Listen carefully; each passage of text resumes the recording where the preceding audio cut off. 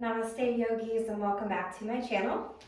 I'm Lauren with Raja Yoga with Lauren, and so today I have a beautiful yin practice for you. It's going to be deeply stretching and releasing of any stress, but we're also having a special focus on releasing the psoas today.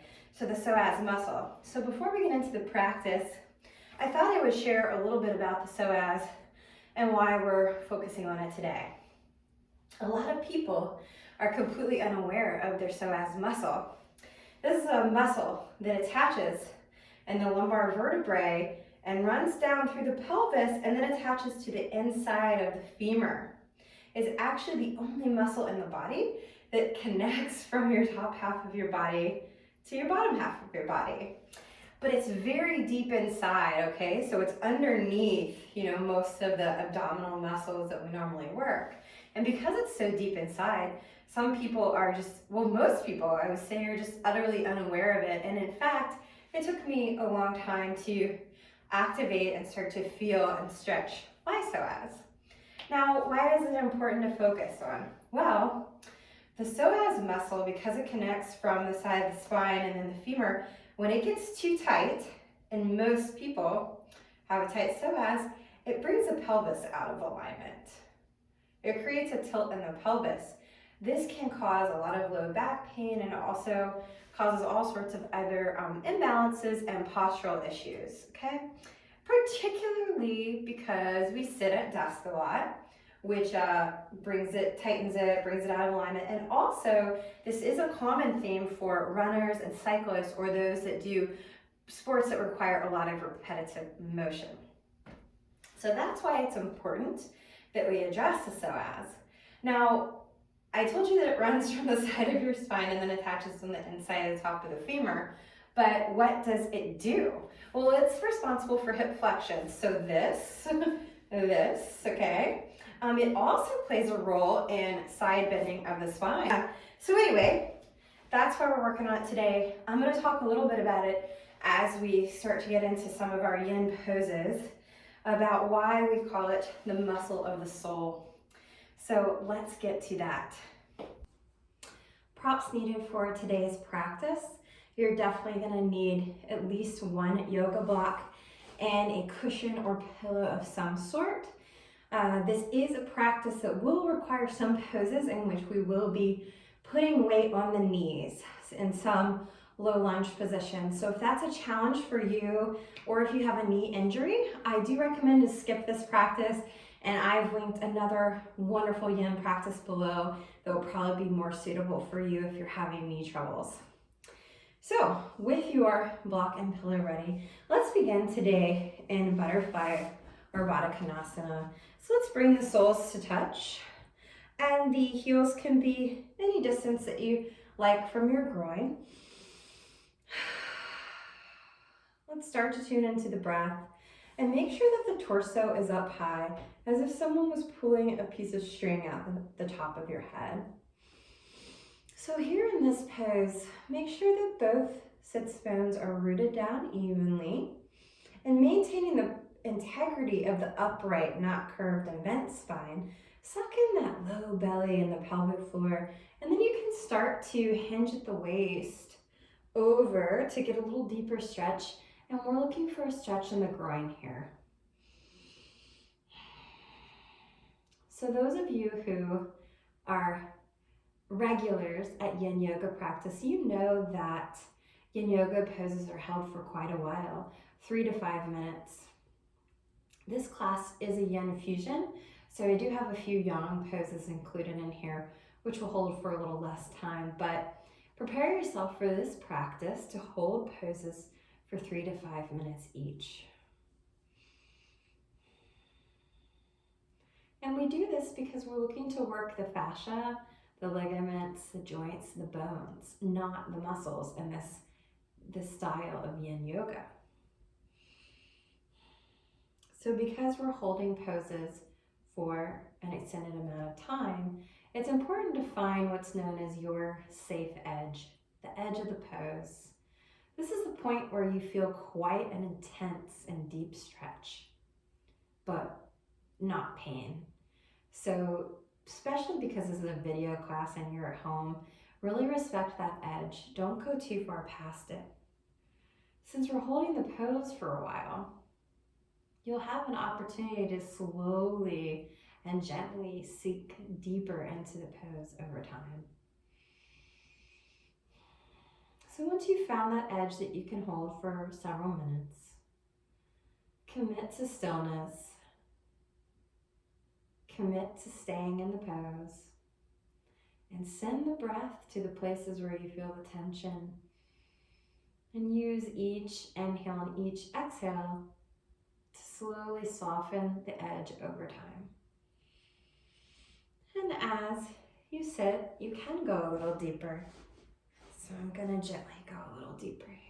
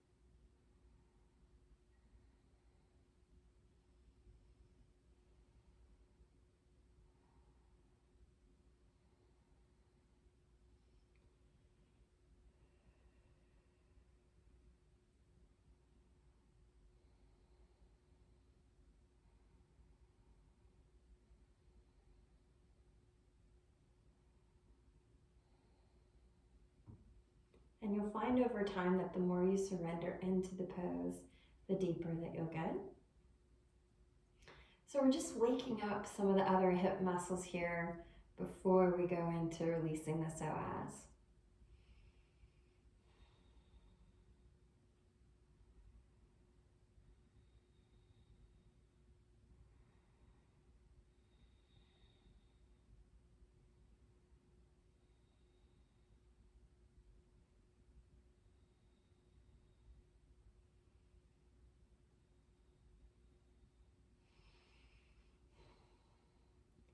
And then when you're ready, we'll take a mindful transition by bringing the torso back up to tall.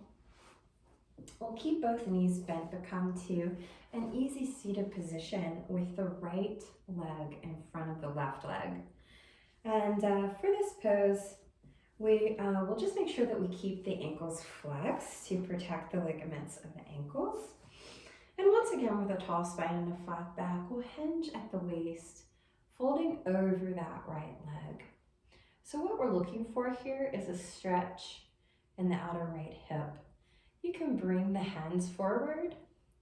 Now, if this feels great and you've got that deep, intense stretch and you're playing on your edge in a safe way, stay here. If you need more stretch, walk the fingertips over to the left so that the torso comes over towards the left thigh.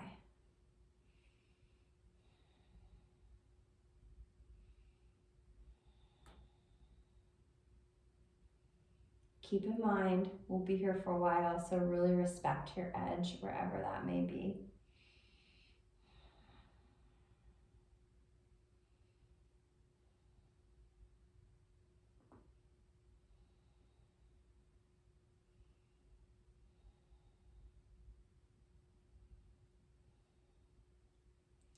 So we're just stretching some of the other hip muscles before we go deep into the psoas. So the psoas is actually just one of several muscles that people will kind of commonly refer to as the hip flexors, kind of as a group. But the psoas is known as the muscle of the soul because it's very affected by our stress levels. So you know how people will often say that they hold stress in their shoulders and their shoulders get tense? So the same thing happens to the psoas. It gets tightened with stress. And as I talked about that brings your pelvis out of alignment and causes a lot of low back pain and postural issues. So when the psoas is just kind of like continuously tightened, it continues to activate our flight or fight mode in our body. Excuse me. And that depletes our adrenals. I can't talk today. When the psoas is continuously over tightened, it activates the flight or fight mode in our bodies. And it causes adrenal fatigue, and it causes us to just feel depleted.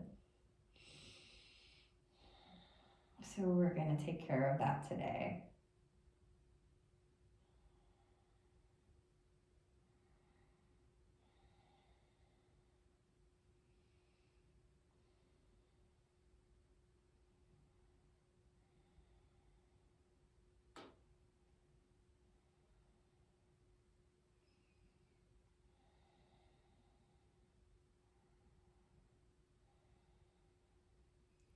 Just check in with your body and notice how the quality of this pose has changed as we've held it for longer.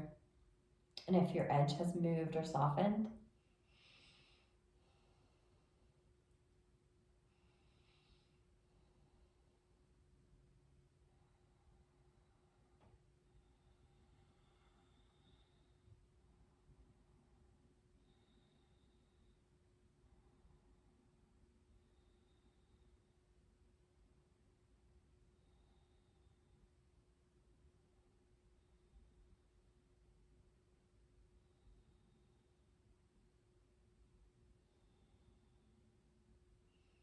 On your next inhale, you can walk the hands back to center if you had deepen the pose, and then bring the torso back upright again, and then we'll just gently switch the legs. So if your right leg was in front before, we now want the left leg in front. Keeping a tall spine, keeping the foot flexed. Let's hinge over that front leg, finding a deep stretch in the outer left hip. Extending the arms if you'd like.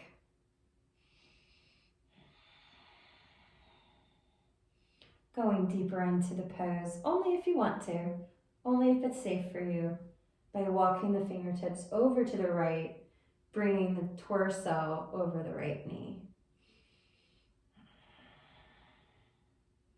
Find the edge where there's intensity but not pain. Come to stillness. Incorporate the breath and rest here.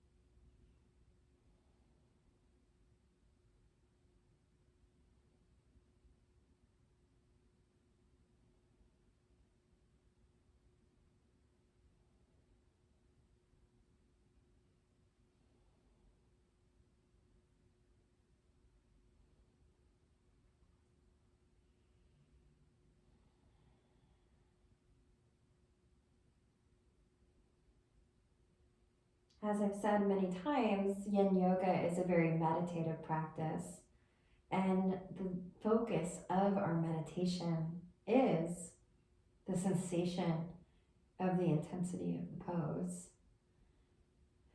And we bring the breath to that to further root us in this present moment. And one of the beautiful things about Yin is it encourages this deep inquiry of what is happening in the body. What are we feeling? What are the sensations? We've become so completely distracted in the yang world that we live in that lot of us, we're actually encouraged to ignore warning signs that our body is giving us about stress or intuition or fatigue. And we're usually encouraged to push through those. Yin is exactly the opposite of that. We listen and respect everything that the body is trying to tell us. Just a few more conscious breaths in this pose, and then we'll move on and transition.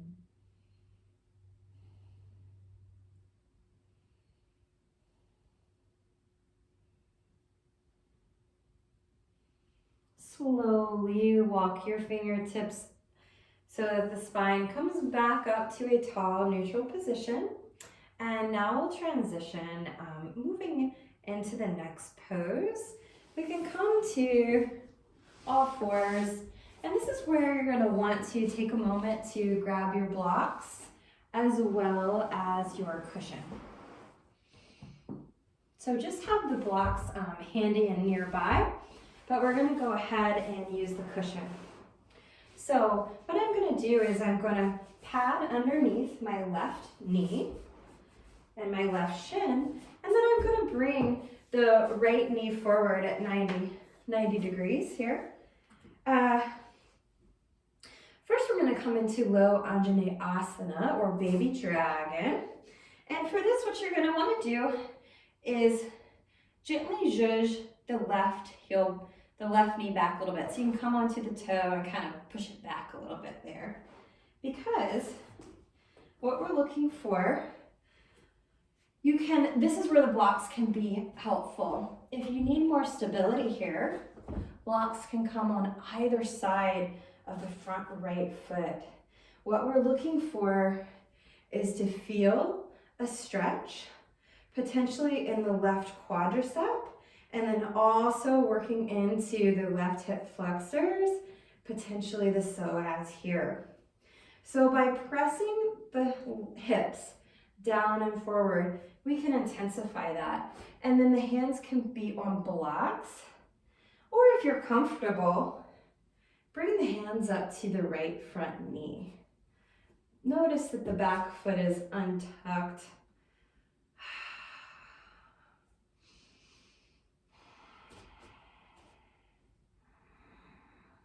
Being sure also to check in on your form. We really want this heel to be over, or I'm sorry, the knee to be over the heel on the front right foot.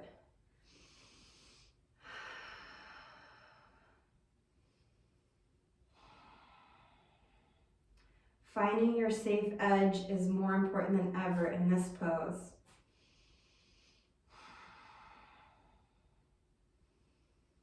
Some of you may begin to start to feel into the psoas, deep, deep inside the abdomen. Now you're welcome to stay here. Or if you'd like to intensify this pose, I invite you to bring the arms up and incorporate a gentle back bend. You can bring the hands to clasp at the top if you like. And for me, this is where I have to be in order to feel the psoas. Something that I'd really like for you to remember about initiating a back bend is that the bend should come from the bra line or the top of the ribs, not the low back. So think of it as pressing the heart up and forward instead of dumping into the low back.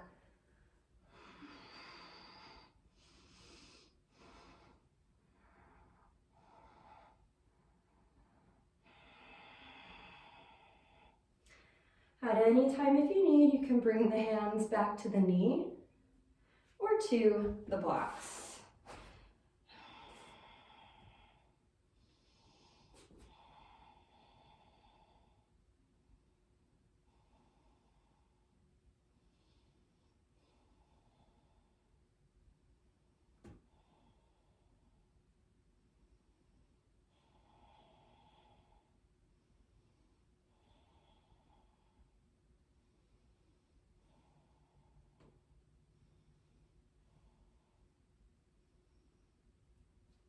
Excellent. So now we can press into the knee, kind of coming to 90-90. And I'm going to move the blocks both to the inside of my right front foot. And then once again, I'm going to step the right front foot out a little bit. And then I'm going to heel toe it to the outer edge of my mat. And we're going to take a baby lizard pose here. And now we're still having some stretching on the hip flexors on the left side, but now the focus is on the right side. So the socket of the hip, we're getting deep into the right hip socket here. Notice that I've gone to the outer knife edge of my right foot and I'm splitting the hip open gently. So this is where some blocks or additional pillows may come in handy. You're welcome to stay high on the hands, or you can also come to the forearms if you need to get deeper into the right hip socket, but please respect that edge. You should not feel any stabbing pain or anything like that.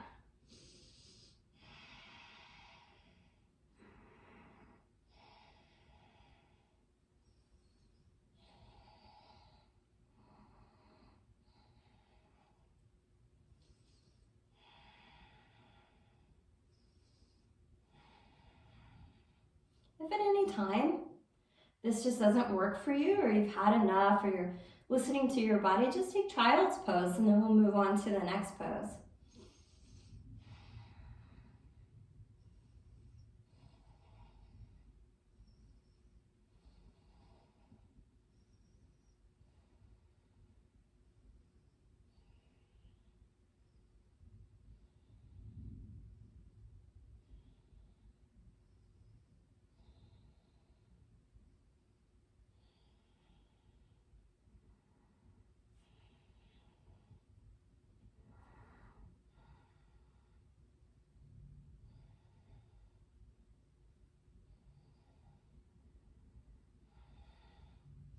And gently come out. That's a deep pose, so it's not uncommon to feel really stiff.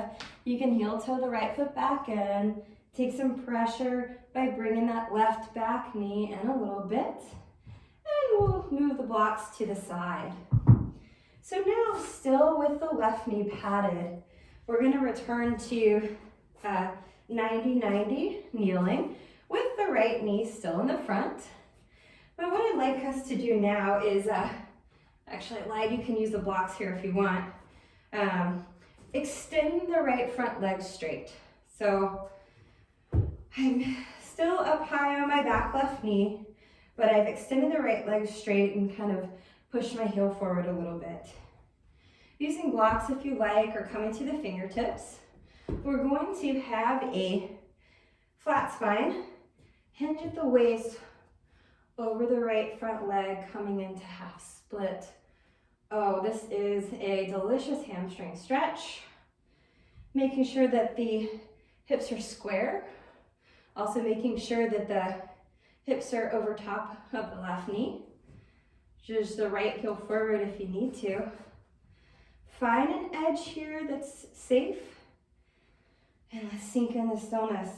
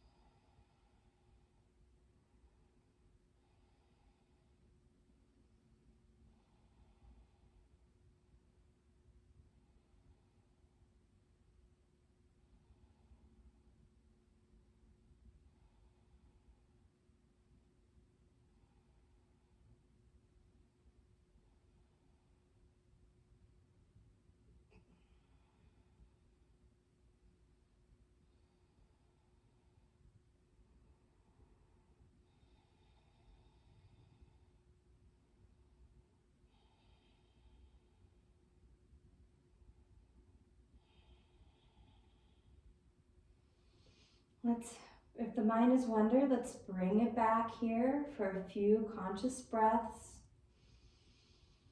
focusing on the sensation of the pose.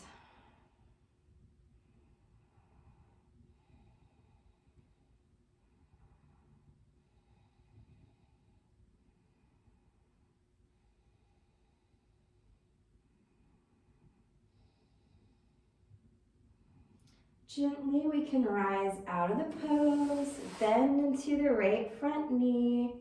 Place your blocks just near you at the side. We'll bring the right knee to meet the left and just sit back into a quick child's pose.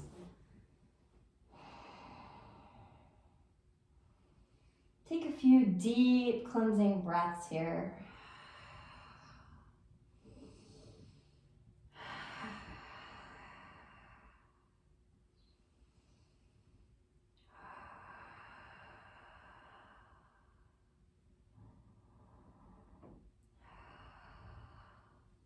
Rising back up out of child's pose, we're now going to make sure that we pad the right knee quite well and bring that left knee out 90-90. And let's wake up that psoas and hip flexors on the right side. So you can use the fingers to frame the front left foot and then come up on your right back toe and just push that right knee back a little bit. There we go. Now find where's comfortable here, remembering that you can frame the left foot with blocks if you like. Looking for the stretch here in the right quad as well as the right front hip flexors.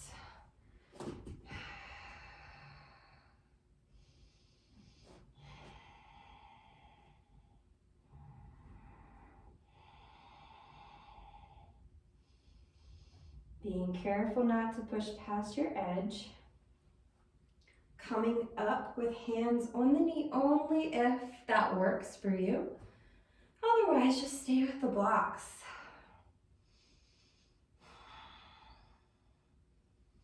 You may feel the sensation internally in the psoas already. If you need to intensify that, bring the arms to lift. Engaging in a slight back bend. Shining the heart up and high.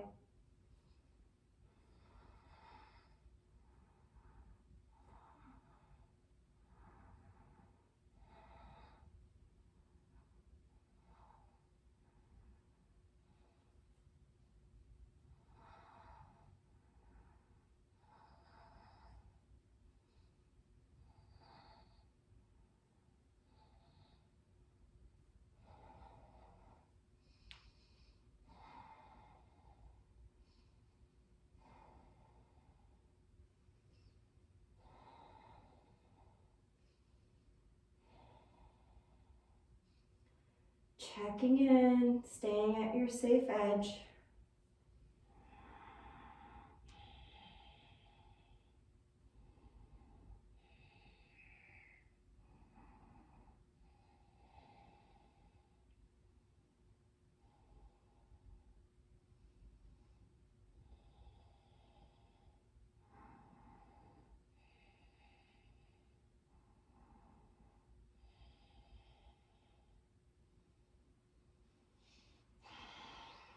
Now, slowly and with control, we can move both blocks to the inside of the left foot.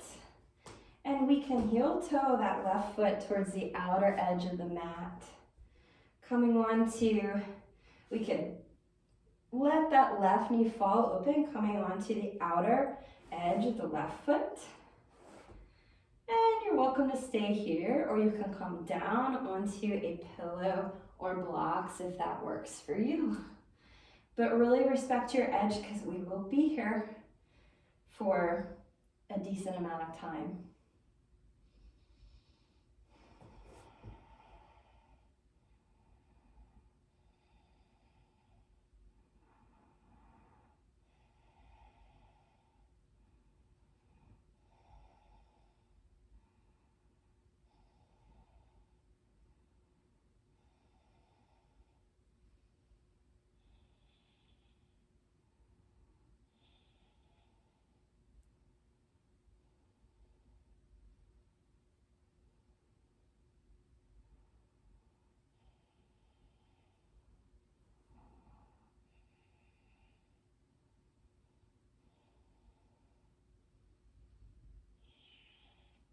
Remembering that child's pose is always an option. We'll take a few more rounds of conscious breaths here.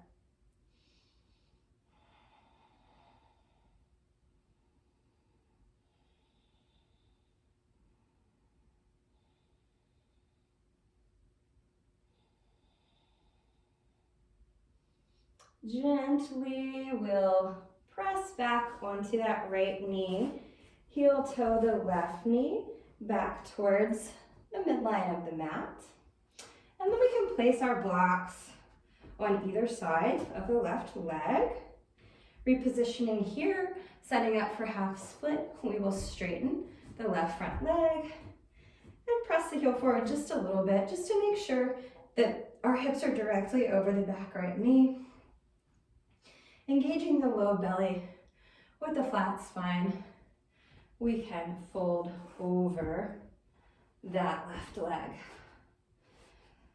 Coming into a deep hamstring stretch here.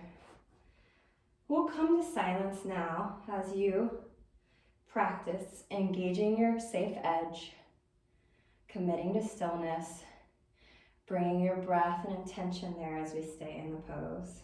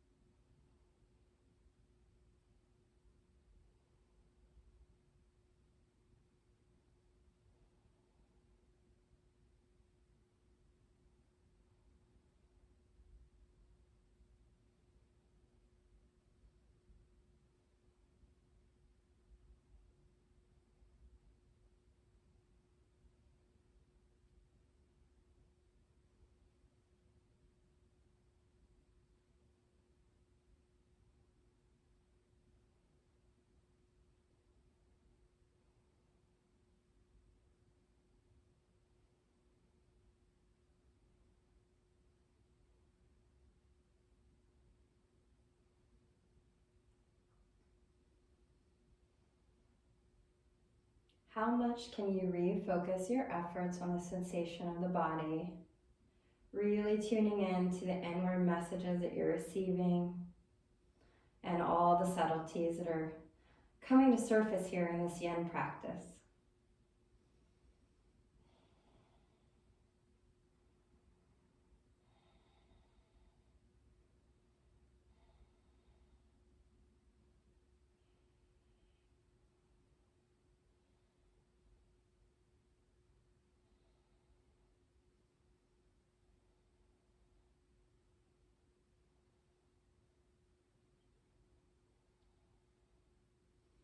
Very gently now, we'll move softly and quietly, bend that left front knee, and bring it back to meet the right.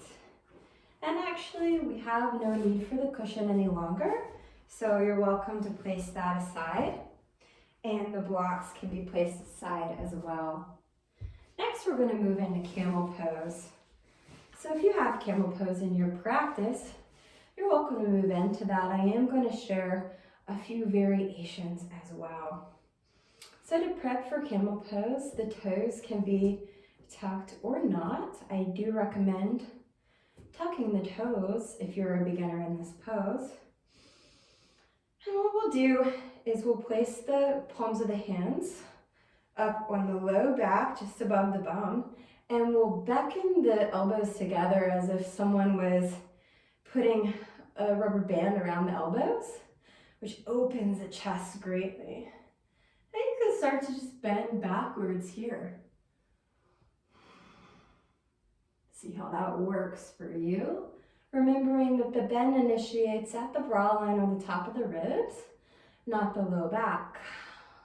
You might also reach one hand down to the heel and reach the other arm backwards.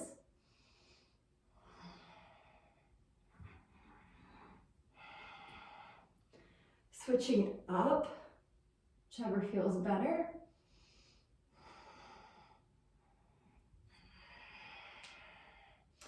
So camel pose can be more of a yang pose. So at any time, I do encourage you to take a break, sit back on the heels, bring the forehead to the knees, come to rabbit. But if you have camel in your practice, or you'd like to take the full expression, you can do so by starting to lean back and then reaching back for the heels.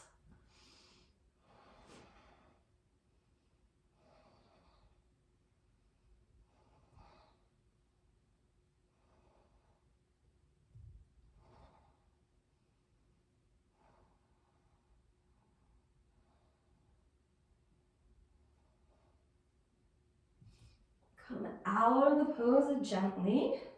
And if you're not already in rabbit, we'll all take rabbit together.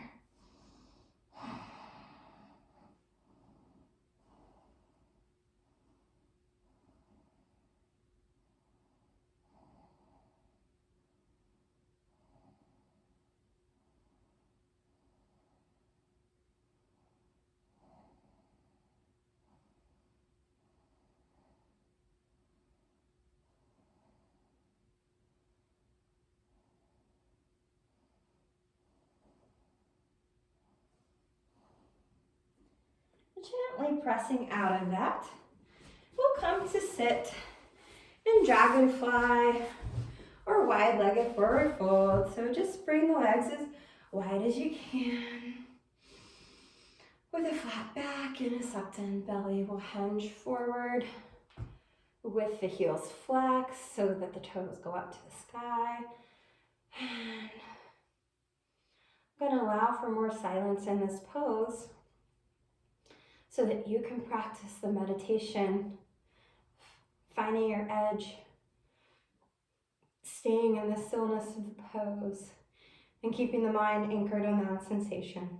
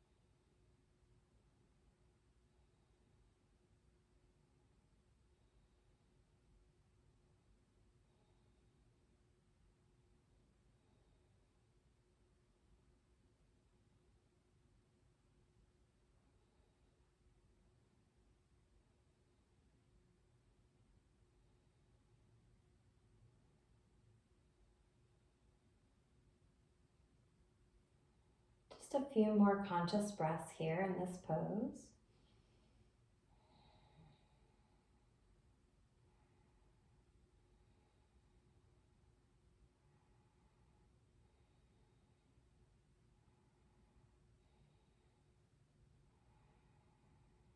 Very gently and with care, we'll press ourselves up so the torso is back upright, and we can bring the legs together.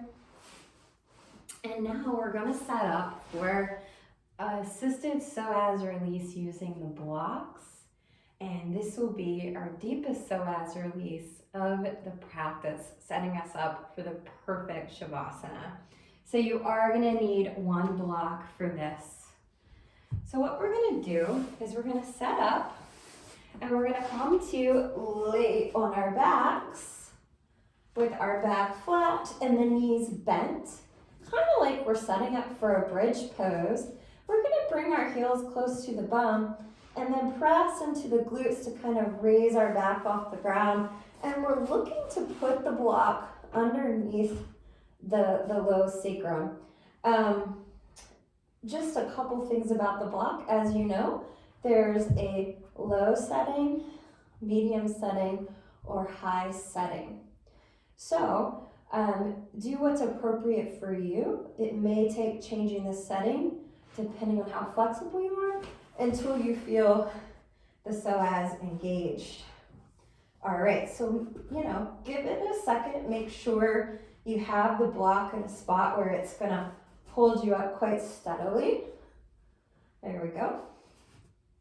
And then what we're gonna do is we're gonna bring the left knee in and then hug the left knee to the chest, and then we're gonna straighten the right leg. You can also just bend the left knee if you want to. I'm just gonna position the block. There we go. So this should help you feel the psoas somewhere in this region. It should feel like a stretch deep inside underneath the abdominals. Another way to help feel this is to relax in the pose. It did take me a few times to really activate it.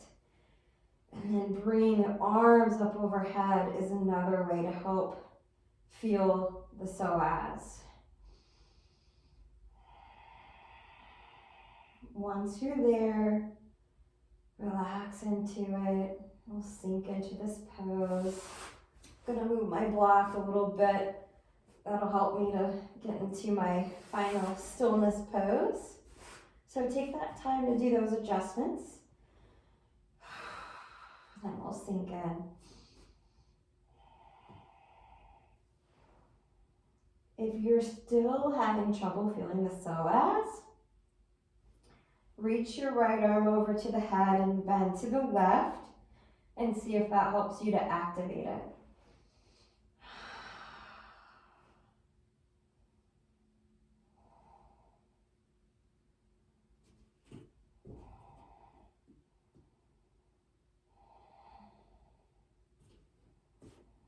This is where we really want to make work of our meditation, focusing on the sensations of the pose.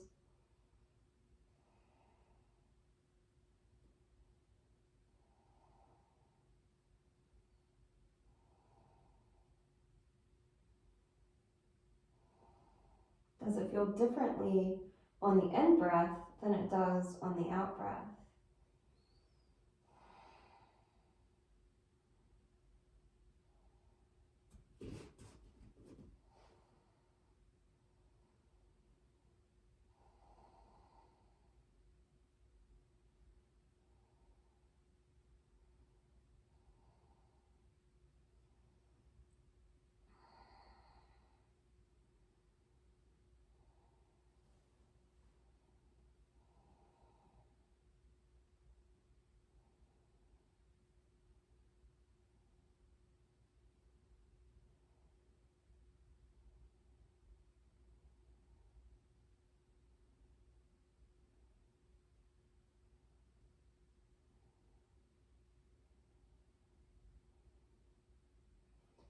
feel free to remove the block and come to a flat back at any time that you feel like you've had enough. Waking up the psoas can and often does ignite an emotional release. So that's okay if that happens.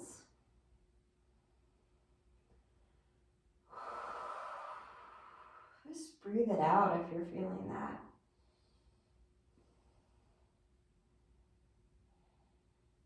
Now I'm going to bend into the right knee, putting pressure into my heels once more. I'm going to lift up and remove the block. Let's remove the block from under the sacrum. Come to a flat back, and we'll bring both knees into the chest and just massage out the low back a little bit. My back always makes farting noise. I don't know if you can hear that on camera, but it's pretty funny. Okay, so once again, both feet flat on the mat. We'll press up into a bridge to place the block behind the sacrum and the low back, keeping the right knee bent or hugged into the chest. You can experiment with both. Let's extend that left leg out. Might have to readjust the block a little bit. There we go. And you're welcome to bring the arms up overhead to help find that psoas stretch.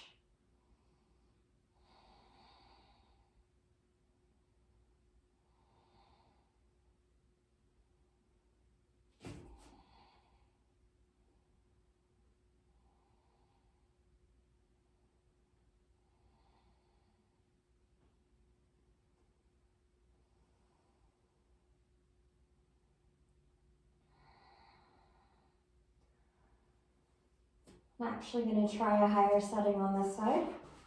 Oh, I don't think I can get it. Oh, we'll just have to stay there.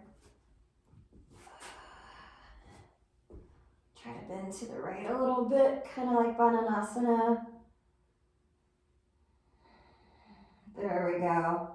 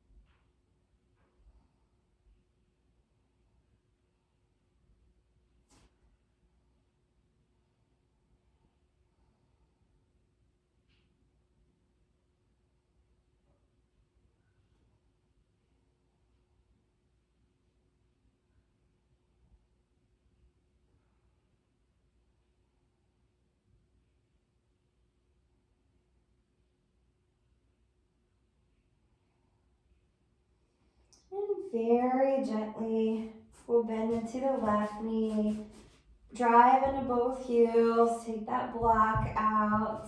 We'll come back down to the low back and squeeze those knees into the chest, kind of roll it out a little bit. Now with both knees, bring the feet to like the outer edges of the mat, and then let the hips drop to the left and to the right. So windshield wiper the knees.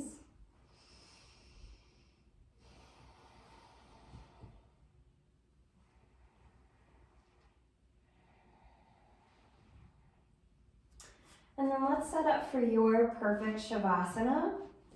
I'm going to take constructive rest pose with my feet to the outer edge of the mat and my knees coming to touch.